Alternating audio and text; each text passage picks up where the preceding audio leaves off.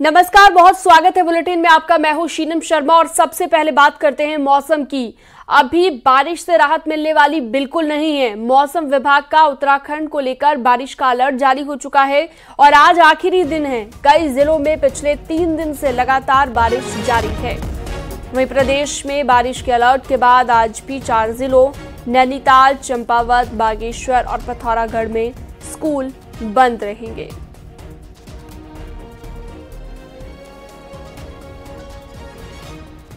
तो 4 जिलों को लेकर अभी भी अलर्ट है और इन 4 जिलों में आज भी स्कूल बंद रहेंगे। उत्तराखंड में भारी बारिश को लेकर जो रेड अलर्ट जारी किया गया है उसका आज आखिरी दिन है।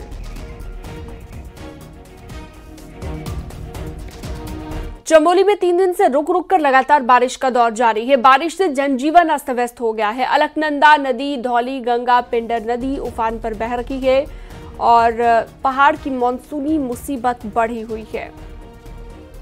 उफान पर बह रही बद्रीनाथ राष्ट्रीय राजमार्ग जगह जगह पर बाधित हो गया है।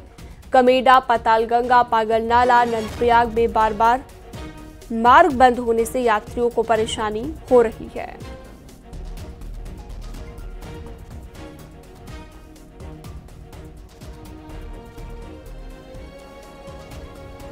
तो देखिए, मौसम अभी भी खराब बना हुआ है और आज आखिरी दिन है। मौसम विभाग की तरफ से जो अलर्ट जारी किया गया है भारी बारिश को लेकर और पिछले 3 दिन से लगातार बारिश का दौर जारी है। आज आखिरी दिन है। आज भी इससे राहत मिलने की उम्मीद बिल्कुल नहीं है।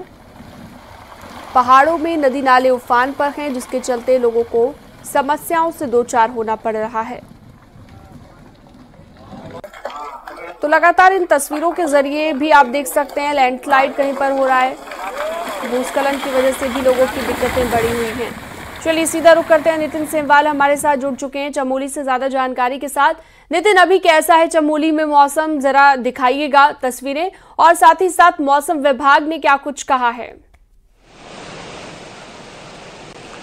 जी, अगर चमोली के मौसम की बात करें तो 3 दिन लगातार बारिश होने के बाद आज सुबह हल्की राहत जरूर मिली है और अब जो मौसम विभाग ने कहा है कि आज से पहाड़ों में थोड़ी सी बारिश से राहत मिलेगी, तो ऐसा देखा जा रहा है। लेकिन अभी भी कई जगहों पर बादल छाए हुए हैं, हल्की बूंदाबांदी जारी है। 3 दिन से जो लगातार बारिश हो रही थी उसकी वजह से जो नदियां हैं वो लगातार उफान पर बह रही हैं। चाहे अलकनंदा नदी की बात कर लें या धौली नदी की बात कर लें या पिंडर नदी की बात कर लें, लगातार नदियां उफान पर बह रही हैं। वहीं दूसरी तरफ लगातार बद्रीनाथ राष्ट्रीय राजमार्ग पर भी मलबा गिरने का सिलसिला जारी है। हालांकि कल देर रात को लगभग 1 बजे तक प्रशासन की टीम ने कई जगहों पर मार्ग खोलने में सफलता हासिल की है। हेलंग के पास मार्ग को यातायात के लिए खोल दिया गया है। इसके अलावा कमेड़ा के पास भी मार्ग खुल चुका है और जो पागल नाला के पास भारी मात्रा में मलबा पत्थर आया था उसको भी हटा दिया गया है। अभी नंदप्रयाग के पास बताया जा रहा है कि मलबा आने की वजह से मार्ग बंद है, जिसे खोलने का काम जारी है। क्योंकि अब जिस तरीके से हम देख रहे हैं लगातार चारों धाम के यात्री हैं वो लगातार जिले में प्रवेश कर रहे हैं, तो ऐसे में कहीं ना कहीं चुनौती प्रशासन के सामने थी कि यात्रियों को सुलभ दर्शन कराए जाएं। ऐसे में प्रशासन अलर्ट मोड पर इस 3 दिन देखा गया और जो सड़क मार्ग हैं उन्हें तुरंत खोल भी दिए गए थे। लेकिन ग्रामीण इलाकों की अगर हम दूसरी तरफ बात करें तो वहाँ पे लगातार सड़क मार्ग अभी भी बाधित हैं। लगभग बताया जा रहा है कि 20 से अधिक सड़कें ऐसी हैं जो बंद चल रही हैं, जिन्हें भी खोलने का काम जारी है। तो आफत की बारिश जरूर पहाड़ों में बरसी है और उससे नुकसान भी काफी हुआ है। कई जगहों पर लैंडस्लाइड नए विकसित हुए हैं और कई जगहों पर जो पुराने लैंडस्लाइड जोन थे उन पर भी जबरदस्त लैंडस्लाइड देखा गया है। तो अब मौसम थोड़े से पहाड़ में जरूर आज के बाद राहत देगा और उम्मीद है कि जो अव्यवस्थाएं या कुछ जो नुकसान हुआ है इस दौरान 3 दिन का, उसको प्रशासन जल्दी पूरा कर देगा। जी ठीक है, बहुत शुक्रिया तमाम जानकारी के लिए आपका। आगे बढ़ते हैं। पहाड़ों पर लगातार बारिश हो रही है, मुसीबतें बढ़ी हुई हैं। टिहरी से भी खबर आ रही है, जहां पर लगातार हो रही बारिश की वजह से घनसाली घुत्तू सड़क पर पहाड़ी से लैंडस्लाइड हुआ है। वीडियो में भी देखा जा सकता है कि पहाड़ी का एक हिस्सा कैसे भरभरा कर गिर गया। हालांकि अभी तक किसी तरह के नुकसान की खबर नहीं है। तस्वीरें बेहद डरावनी हैं। पहाड़ से कई टन मलबा गिर रहा है। हालांकि इस दौरान वहां पर कोई मौजूद नहीं था, लिहाजा कोई बड़ा हादसा नहीं हुआ, लेकिन रास्ता बंद हो गया।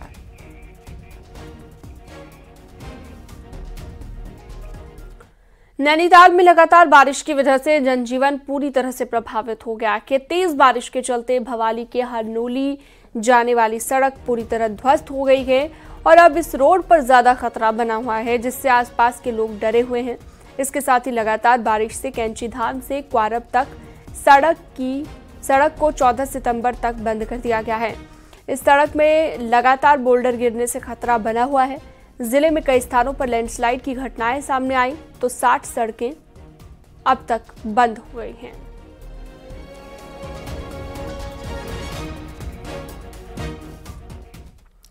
हल्द्वानी में उसके आसपास लगातार बारिश का सिलसिला जारी है, जिसके चलते हल्द्वानी खटीमा हाईवे पर पड़ने वाले शेर और सूर्य नाले उफान पर आ गए हैं। आपको बता दें कि इसी की वजह से पुलिस को इस सड़क पर आवाजाही को पूरी तरह से रोकना पड़ा।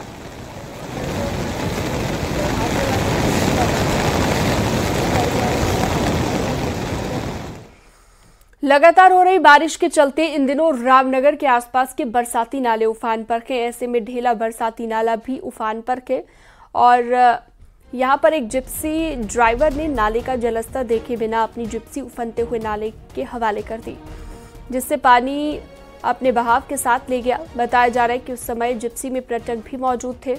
हालांकि तुरंत जिप्सी सवारों को बाहर निकाल दिया गया और जिप्सी नाले में बहने से पहले सभी को निकाल दिया गया था। आपको बता दें, ये भी कहा जा रहा है कि घटना में इन लोगों को हल्की चोटें भी आई हैं।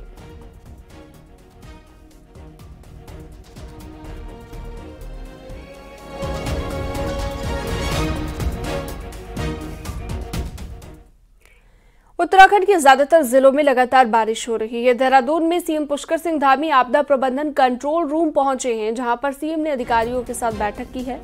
अधिकारियों से तैयारियों को लेकर जानकारी ली गई है। सीएम धामी ने सभी को अलर्ट रहने के लिए भी कहा है।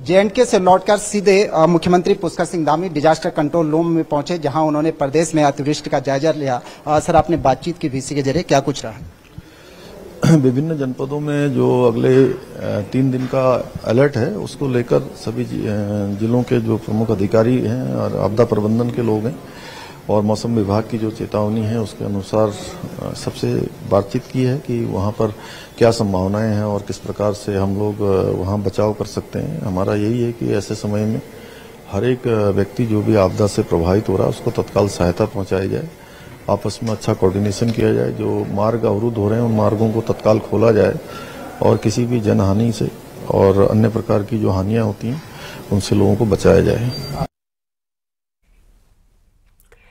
उत्तराखंड में 250 से कम की आबादी वाले 400 से ज्यादा गांवों को सड़कों से कनेक्ट करने के लिए ग्रामीण विकास मंत्री गणेश जोशी ने शुक्रवार को नई दिल्ली में केंद्रीय ग्रामीण विकास मंत्री शिवराज सिंह चौहान से मुलाकात की और मदद की गुहार लगाई। प्रधानमंत्री ग्रामीण सड़क योजना में केंद्र से सड़क बनाने के लिए जो पैसा मिलता है उसके लिए गाँव की आबादी कम से कम 250 होनी जरूरी है, लेकिन उत्तराखंड में लगातार पलायन के चलते 250 से भी कम आबादी वाले गांव हैं जो रोड से कनेक्ट नहीं हो पाए हैं। अनुमान ये है कि कैसे गांव को कनेक्ट करने के लिए करीब 29 अरब की जरूरत होगी। शिवराज सिंह से मुलाकात के दौरान जोशी ने कहा कि उत्तराखंड आर्थिक बोझ उठाने की आर्थिक स्थिति में नहीं है, लिहाजा केंद्र सरकार नियमों को शिथिल करते हुए मदद करे।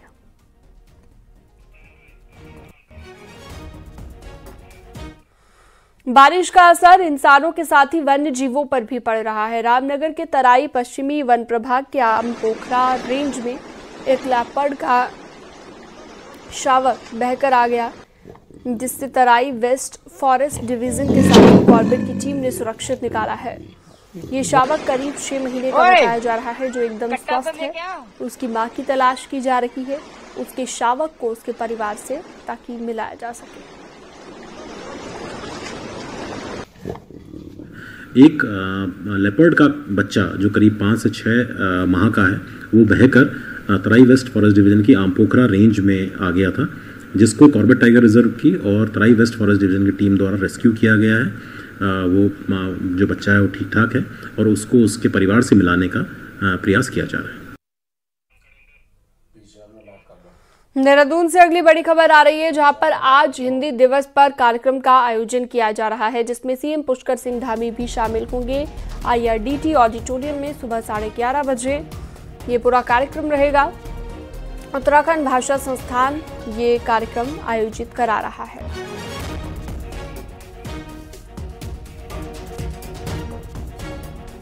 पूर्व सीएम भगत सिंह कोश्यारी ने उत्तराखंड में भू कानून और बाहरी लोगों की घुसपैठ को लेकर कहा है कि भू कानून से पहले भूमि बंदोबस्त जरूरी है। बिना भूमि बंदोबस्ती के भू कानून में कोई मतलब नहीं है। उन्होंने डेमोग्राफिक चेंज को लेकर उन्होंने कहा कि ये संवेदनशील मुद्दा है। साथ ही बाहरी लोगों की घुसपैठ पर कहा कि उन्हें बाहरी कहना ठीक नहीं है, बल्कि ये देखना चाहिए कि उत्तराखंड का चरित्र नहीं बदलना चाहिए। ठोस भू कानून की बात कर रहे हैं, उनको ये पूछे कि हमारे उत्तराखंड में कितने प्रकार की भूमि है। अगर वो उसका उत्तर दे दे तो फिर मैं आपको उत्तर दूं। इनमें से कोई भी नहीं जानता कि उत्तराखंड के अंदर कितने, कम से कम 25 प्रकार के जमीनें हैं। कहा कि सबसे पहले किसी भी कानून से उत्तराखंड में ये लैंड सेटलमेंट होना ही होना चाहिए। 62-64 के बाद यहाँ लैंड सेटलमेंट नहीं हुआ है, उसके कारण से सारे झगड़े हो रहे हैं। ये जितनी जल्दी हो जाए उतना अच्छा है। और माननीय मुख्यमंत्री जी ने भी, मेरी बातचीत हुई है, उन्हें सहमत व्यक्त किया कि डेमोग्राफिक कैरेक्टर बदल रहा है, एक चीज है, उस चीज पर ध्यान देना ये आवश्यक है। डेमोग्राफिक जो बाहर वाली जब बात आती है तो उसको बहुत सोच समझ के करना चाहिए, क्योंकि उत्तराखंड के अगर 50% नहीं तो 40% लोग उत्तराखंड से बाहर हैं। उत्तराखंड में डेमोग्राफिक चेंज की जो बहस तेज हुई है, उसके पीछे यहां पर तेजी के साथ बढ़ती मुस्लिम आबादी। 2001 में यहां पर करीब 1.5% मुसलमान थे, जो कि 24 सालों में 17% तक पहुंच गए हैं। जबकि पड़ोसी राज्य हिमाचल में मुस्लिम आबादी दशकों के बाद भी 2% के आसपास बनी हुई है। क्या है इसकी असली वजह, एक रिपोर्ट में आपको दिखाते हैं।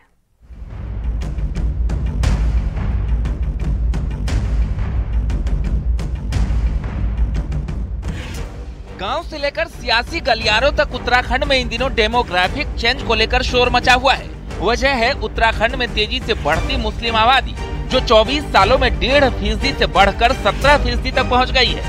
2021-22 की सांख्यिकी डायरी के मुताबिक 2001 से 2011 के बीच उत्तराखंड में मुसलमानों और ईसाइयों की सालाना औसत जनसंख्या बढ़कर 3.9% से भी ज्यादा रही, जबकि हिंदुओं की वृद्धि दर इसके आधे से भी कम 1.60% थी। 2001 से पहले राज्य के पहाड़ी जिलों में मुस्लिम आबादी 1.5% के आसपास थी। हरिद्वार के शामिल होने के बाद इसमें तेजी से विस्तार हुआ। 2011 की जनगणना में मुस्लिम आबादी बढ़कर 14% हो गई, जो अब अनुमानित 17% तक पहुंच गई है। 2001 की जनगणना के मुताबिक राज्य में मुस्लिम आबादी 10 लाख के आसपास थी। 2011 में यही मुस्लिम आबादी बढ़कर 14 लाख के आसपास पहुंच गई। कई सरकारी और गैर सरकारी रिपोर्ट्स का आकलन है कि अब राज्य में मुस्लिमों की संख्या बढ़कर 21 लाख के पार पहुंच गई है। अप्रत्याशित वृद्धि हुई है, खास तौर पे जो यूपी से लगे जिले हैं, 4 मैदानी जिले हैं, तो उसमें ये अनुमान लगाया गया या ये संभावना व्यक्त की जाती है कि जो उत्तर प्रदेश में लोग रहने वाले थे वो उत्तराखंड में आकर के बस गए। यहाँ के भू कानूनों की कमी का फायदा उठाते हुए या सरकारी जमीनों पे आकर के कब्जे करते हुए नदी नाले सब जगह पे आकर के बसते चले गए। इन पे कोई रोक टोक नहीं लगी। उत्तराखंड के 4 जिलों देहरादून, हरिद्वार, नैनीताल, उधम सिंह नगर में मुस्लिम आबादी तेजी से बढ़ रही है, जिसका एक कारण ये भी है कि इनकी सीमाएं पश्चिमी यूपी के नजीबाबाद, बरेली, सहारनपुर, रामपुर और मुरादाबाद से सटी है। मुस्लिम बाहुल्य यूपी के इन क्षेत्रों से उत्तराखंड में तेजी के साथ घुसपैठ हुई, जिसका सियासी पार्टियों ने भी अपने अपने वोट बैंक के हिसाब से इस्तेमाल किया। कहने का मतलब है कि जो हमारे पहाड़ का जो अस्तित्व है, जो हमारी संस्कृति है, उसको न मानकर, हमारे वोट बैंक की ताकत को न मानकर ये बाहरी 2%, 2.5%, 3% के चक्कर में हमारी यहाँ पे डेमोग्राफी चेंज होते जा रही है। इसलिए हमने इनसे कहा कि यहाँ पे पहले भू कानून लगाइए। अब भू कानून में भी ये है कि एक तो 250 मीटर की जो बात है, खंडूरी जी ने जो 250 मीटर कहा था वो प्रति व्यक्ति था। और जबकि नारदत्त तिवारी जी ने जो 500 मीटर क्या था प्रति परिवार था। परिवार का मतलब 5 लोगों की संख्या है और 250 मीटर में है प्रति व्यक्ति 5 लोग लगा लो, 5 गुणा 250 तो 1250 वर्ग मीटर भूमि जा रही है। लेकिन उस पड़ोसी राज्य हिमाचल में तस्वीर ठीक इसके उलट है। 1971 में अलग राज्य के रूप में गठित हुए हिमाचल में मुस्लिम आबादी तब भी 2% के आसपास थी। आज भी इसमें कोई खास बढ़ोतरी नहीं हुई। इसकी 2 बड़ी वजह प्रमुख तौर पर मानी जाती है। पहला, राज्य बनते ही हिमाचल में ठोस भू कानून लागू कर दिया गया। दूसरा, इसकी सीमाएं हरियाणा, पंजाब, लद्दाख जैसे हिंदू बाहुल्य राज्यों से लगी हुई है। देहरादून से न्यूज 18 के लिए सुनील नप्रभात की रिपोर्ट। अगले कुछ हफ्तों में होने जा रहे हैं छात्र संघ चुनाव और इसकी गहमा-गहमी के बीच ऋषिकेश कॉलेज कैंपस का एक वीडियो सोशल मीडिया पर वायरल है। दावा किया गया कि वीडियो में जो 2 लड़कियों के समूह आपस में भिड़ रहे हैं वो चुनाव से जुड़ी किसी बात को लेकर है। हालांकि न्यूज 18 वीडियो को लेकर स्वतंत्र तौर पर कोई दावा नहीं करता। बताया जा रहा है कि कुछ देर तक चले झगड़े को किसी स्टूडेंट ने अपने मोबाइल में कैद कर लिया और देखते ही देखते सोशल मीडिया पर वायरल हो गया।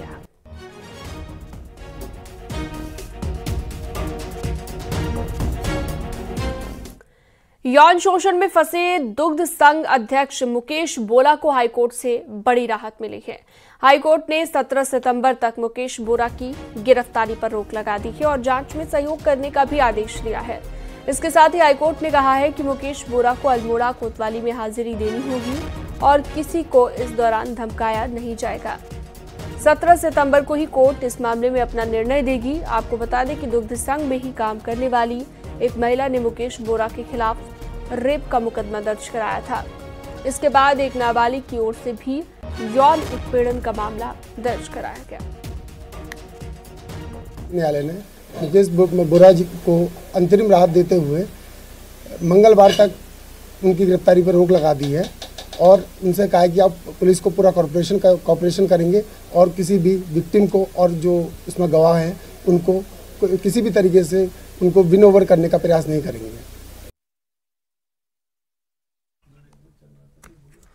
25 अगस्त को रुड़की के माधोपुर गांव में तालाब में डूबकर वसीम की मौत हो गई। उसके बाद लगातार मामले में राजनीति चल रही है। शुक्रवार को आजाद समाज पार्टी के संस्थापक और यूपी के नगीना से सांसद चंद्रशेखर आजाद परिजनों के गांव सोहलपुर पहुंचे और उन्हें हर संभव मदद का भरोसा दिया गया।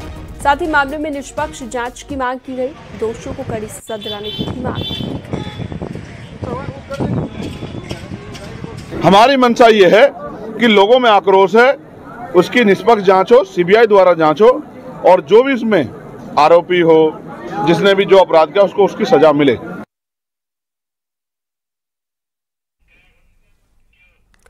बागेश्वर में दरकते पहाड़ों और घरों की जांच करने के लिए जियोलॉजिकल सर्वे ऑफ इंडिया की एक टीम पहुंची है। टीम द्वारा खनन प्रभावित गांव कांडे कन्याल और पौराणिक कालिका मंदिर की जांच की गई है। आपको बता दें कि न्यूज 18 ने इस मुद्दे को सबसे पहले उठाया था, जिसके बाद जीएसआई की टीम यहां पर पहुंची। अब टीम की रिपोर्ट के आधार पर ही आगे की कार्रवाई की जाएगी। कांडे कन्याल में जो दरारें पड़ रही थी उसको लेकर आज हमारे द्वारा पुनर्निरीक्षण किया गया है, जिसमें जीएसआई की टीम भी आज हमारे साथ है और जीएसआई की टीम के साथ हम लोग जॉइंट सर्वे कर रहे हैं और सर्वे के बाद जो भी इसमें आएगा उसके अनुसार ही आवश्यक कार्रवाई में लाई जाएगी। उत्तराखंड हाईकोर्ट बार एसोसिएशन चुनावी नतीजे घोषित हो गए हैं। DS Mehta high court bar association के अध्यक्ष बने हैं। दुर्गा सिंह मेहता ने विजय भट्ट को करारी शिकस्त दी है। सचिव पद पर वीरेंद्र सिंह रावत विजयी हुए हैं। उन्होंने शक्ति सिंह को हराया है। उपाध्यक्ष सीनियर रजत मित्तल बने हैं तो महिला उपाध्यक्ष पद पर मधु नेगी सामंत ने जीत हासिल की है।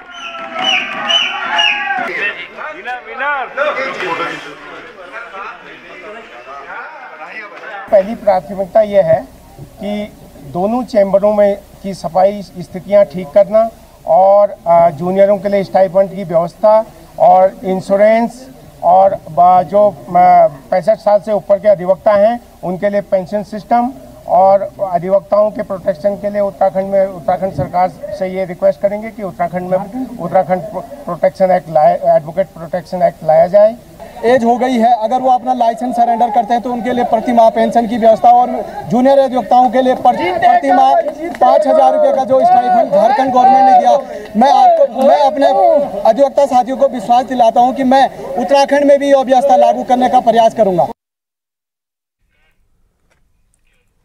आगे बढ़ते हैं और अगली खबर आपको बताते हैं। मां नंदा की कुलदेवी के तौर पर पूजा होती रही है। पहाड़ों में इस समय नंदा महोत्सव की धूम है, लेकिन नैनीताल में नंदा महोत्सव की खास आकर्षण पंच आरती होती है, जिसे देखने बड़ी संख्या में लोग दूर दूर से पहुंचते हैं। देखिए,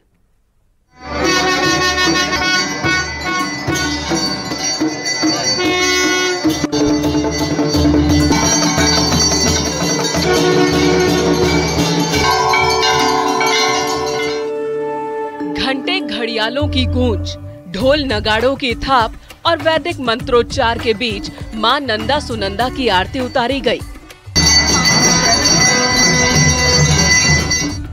दिन भर पूजा अर्चना के बाद शाम होते ही नैना देवी के प्रांगण में भक्ति का माहौल एकदम बदल जाता है।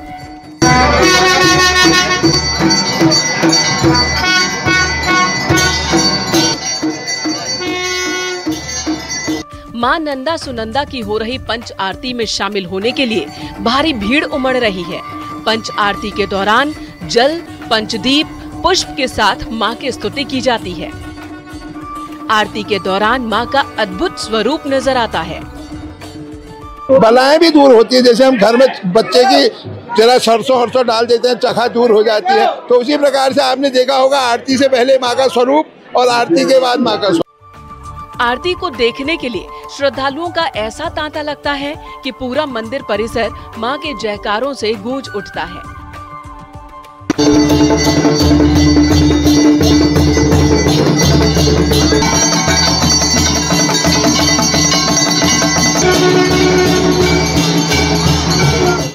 पंच आरती में स्थानीय लोगों के साथ पर्यटक भी बड़ी संख्या में पहुंच रहे हैं। इस आरती के लिए लोगों की ऐसी आस्था है कि दूर दराज के इलाकों से भी इसे देखने आते हैं श्रद्धालु। इतना अच्छा लगा कि जैसे हम खुद एक कनेक्शन फील हुआ भगवान से कि यहाँ आकर अगर डोला में हम पीछे जो डांस वगैरह चल रहा है, बहुत सब कुछ बहुत ज़्यादा सुंदर, मतलब it is a experience of life time की एक बार ज़रूर एक्सपीरियंस करना चाहिए नैनीताल आकर नंदा देवी मंदिर में। बहुत अच्छा लगा, जैसे देवों का वास है यहाँ पे, और पंच आरती हमने देखी और बहुत ही अच्छा लगा, मतलब मैं शब्दों में बयान नहीं कर पा रहा हूँ कितना अच्छा लगा है। कुमाऊं में इन दिनों नंदा महोत्सव की धूम है, तो पंच आरती इस महोत्सव की जान है। श्रद्धालुओं की मां के प्रति श्रद्धा इस आरती में देखने को मिल रही है। न्यूज़ 18 के लिए नैनीताल से वीरेंद्र बिष्ट की रिपोर्ट।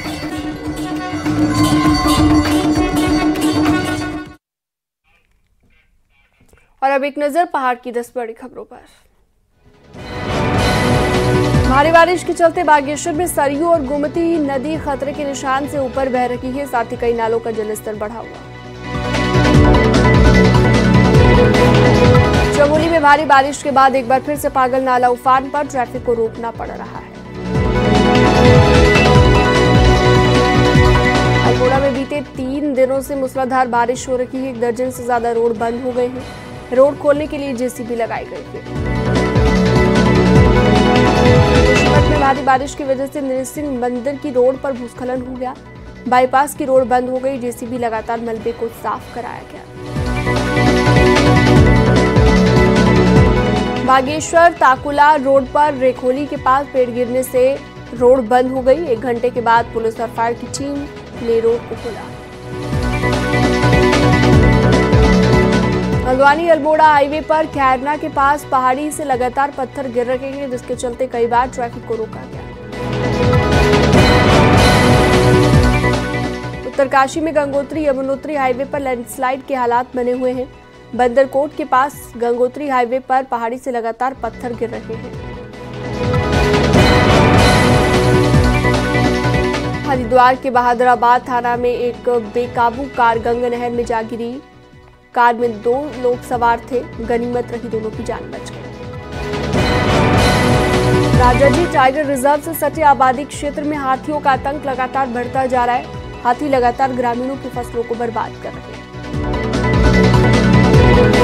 बढ़ती वन तस्करी और वाइल्ड लाइफ पर नजर रखने के लिए ऋषिकेश में वन कर्मियों को ट्रेनिंग दी जा रही है, जिससे राजाजी टाइगर में हाईटेक तरीके से काम हो सके।